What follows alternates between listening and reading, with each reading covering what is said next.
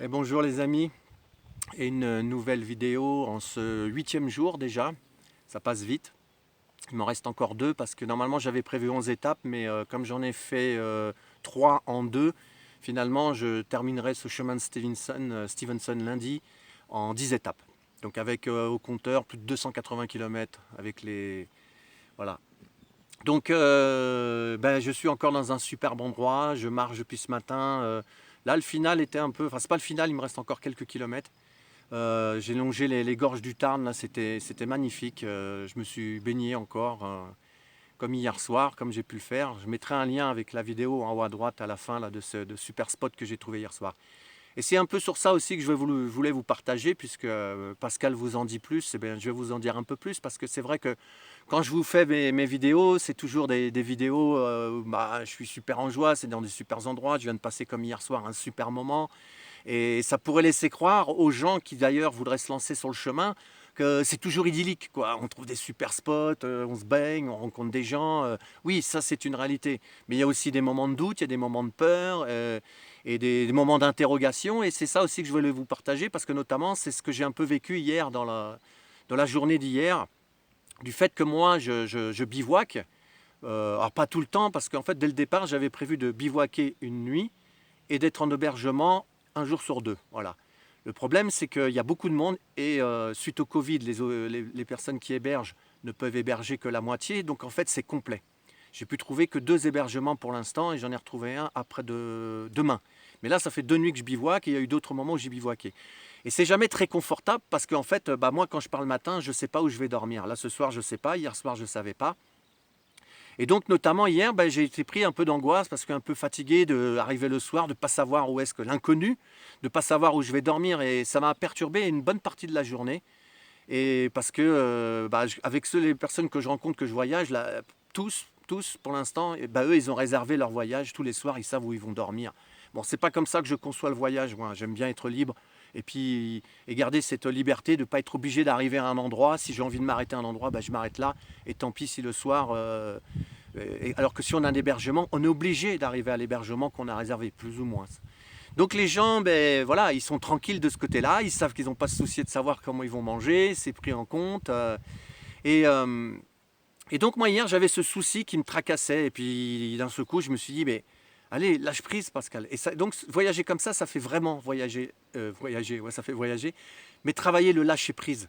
Parce que j'ai lâché prise et je me suis dit, tu verras bien, ça se trouve, ça va bien se passer, tu vas trouver quelque chose. Et puis, c'est ce qui s'est passé. Avec la fameuse vidéo donc, que je vous mettrai à la fin là, en lien, en haut à droite, pour ceux qui ne l'ont pas vu, j'ai trouvé un super endroit pour dormir et un super endroit aussi où j'ai pu me baigner. J'y suis resté jusqu'à 23 heures, ça a été magnifique. Donc ça, c'est pour me montrer un peu dans l'expérience que je vis ce que c'est que le lâcher prise. Parce que souvent on en parle du lâcher prise, c'est quoi? Donc là, j'ai lâché prise sur l'angoisse, sur la peur. Et en fait, l'univers a répondu magnifiquement bien parce que j'aurais jamais espéré avoir ce que j'ai eu hier soir. C'était magnifique. J'ai passé une superbe soirée, même si j'étais tout seul. J'ai joué de l'harmonica, j'ai regardé les nuages, j'ai écouté les oiseaux. J'ai même vu à un moment donné un ragondin qui a plongé dans l'eau et qui chassait les poissons. Et je voyais son dos argenté couler dans l'eau. C'était magnifique. Voilà. Et aussi, c'est pour comparer en fait les gens aussi qui eux ont réservé. Donc j'ai marché une partie de la journée avec 2 personnes qui avaient réservé. Et quand on est arrivé à Florac, la ville étape d'hier soir, eux ils sont arrivés. Et eux ils n'avaient pas de soucis, ils savaient qu'ils allaient en hébergement. Et comme la plupart de ceux qui sont en hébergement, qu'est-ce qu'ils font? Ils arrivent, ils posent leur sac à dos, ils vont prendre une douche, on met les tongs, on va en ville et on va aller prendre un verre. Visiter la ville et on va aller prendre un verre. Donc c'est vrai, quand on arrivait en ville à 17h30, j'avais envie aussi d'aller avec eux, boire une bière en terrasse et me poser simplement les doigts de pied en éventail. Mais moi, je devais trouver un coin pour dormir. Et il y a quelques jours, à Langogne, il m'a fallu 2h30 pour le trouver. J'ai tourné pendant 2h30 pour le trouver.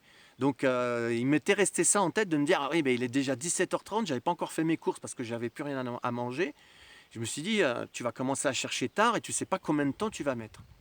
Donc il y a eu ce côté un peu en moi de frustration de ne pas pouvoir partager ce moment avec eux et puis surtout d'être reposé, de me dire moi j'ai pas à chercher. Mais le côté positif, c'est si que je m'étais posé avec eux, j'aurais pas trouvé le spot que j'ai trouvé une heure après. Parce que moi, après, je suis sorti de Florac. Une fois que j'ai fait mes courses, je suis sorti de Florac et puis j'ai commencé à chercher un endroit pour pouvoir où dormir. Et en cherchant, un peu plus loin de Florac, j'ai vu des gens qui se baignaient un peu plus loin, en contrebas. Et j'y suis allé, je me suis dit, allez, tant pis pour aller chercher dormir, profite un peu, tu verras bien ce qui viendra.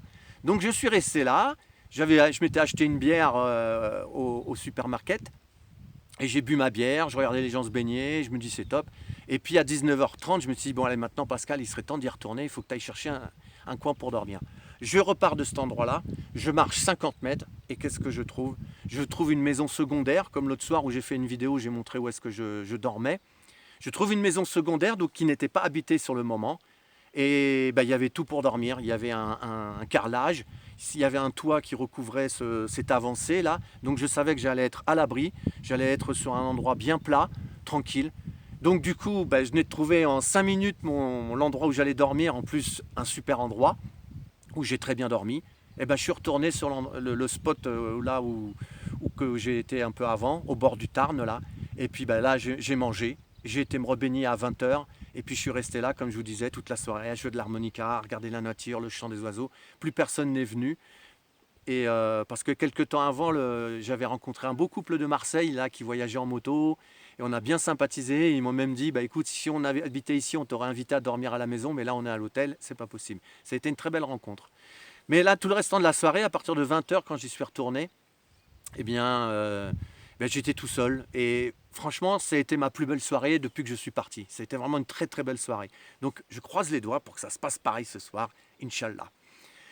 Donc voilà, c'était pour vous raconter un peu les aléas de la méthode où je voyage, donc en bivouac. Et je ne suis pas tous les soirs en bivouac, parce que c'est vrai que je ne sais pas si j'aurais tenu tous les soirs en bivouac. Enfin, c'est pas évident quand même. Parce que je fais aussi de voyager comme ça à marcher, c'est aussi pour rencontrer les gens. J'adore rencontrer les gens, les histoires humaines. Et hier, j'ai passé une très belle journée. J'ai discuté avec une femme qui voyageait pour la première fois toute seule. Ça faisait longtemps qu'elle hésitait. Et on a bien échangé et on a bien rigolé aussi. C'était super. Donc voilà. Donc là, je suis, comme vous pouvez le voir, au cœur des Cévennes. Et c'est magnifique. C'est magnifique comme tout ce que je vis depuis 3 jours, depuis le début, mais là depuis 3 jours, là depuis qu'on rentre dans le Tarn, la Lozère, et puis là maintenant les Cévennes. C'est, vous voyez les chaînes de montagnes au loin, là, les Cévennes, ce qu'on appelle les Cévennes, c'est très aride quand même. Et il n'y a personne. Il n'y a personne. Aujourd'hui, hormis les villages, et j'en ai traversé que 2 tout petits, sur les chemins, aujourd'hui, j'ai croisé que 3 personnes. Et c'était même pas des gens qui faisaient Stevenson, c'était des marcheurs, des gens qui avaient juste posé leur voiture et qui venaient marcher dans le coin. Donc aujourd'hui, pour l'instant, j'ai croisé 3 personnes. Je suis parti à 8h du matin et là, il doit être aux alentours de 16h. Donc ça fait 8h, j'ai croisé 3 personnes. Donc aujourd'hui, à l'inverse d'hier où il y avait beaucoup de monde, alors je ne comprends pas la différence, pourquoi.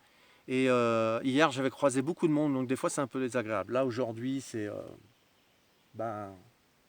le silence qui va avec le lieu, quoi. Voilà, je laisse bien profiter de ce magnifique endroit. Eh bien, je vous laisse, les amis. Toujours content de partager avec vous. N'hésitez pas à mettre des likes si ça vous plaît, des petits commentaires de comment vous vivez ce que je vous partage ou pas. Ça me fait toujours plaisir d'échanger avec vous. C'est vraiment une joie, comme je le dis souvent, d'être en lien avec vous et de partager ces vidéos sans prétention. Je l'ai fait avec le cœur, avec la joie et puis la joie de partager et puis d'échanger avec vous. Et j'ai des beaux retours de messages et ça me touche beaucoup. Donc je vous embrasse bien. Belle bise du cœur. Et c'est à bientôt pour une prochaine. Peut-être j'en ferai une plus tard. Je sais pas parce que je ne sais pas où je vais arriver ce soir. À bientôt.